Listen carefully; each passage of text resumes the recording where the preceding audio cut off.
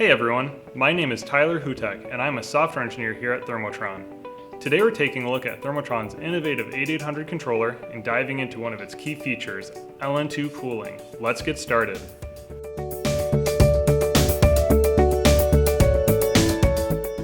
LN2 Cooling uses liquid nitrogen to increase pull-down rate. When the compressors are at full mechanical cooling, LN2 will automatically be used for a boost. The amount of time the LN2 will remain active can be adjusted to your specific testing needs. That's all we have for today. Just a reminder to check out your 8800 controller manual for more information about LN2 cooling and everything else your controller has to offer.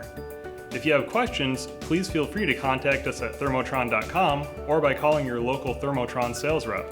Thanks for joining me, and I'll see you next time.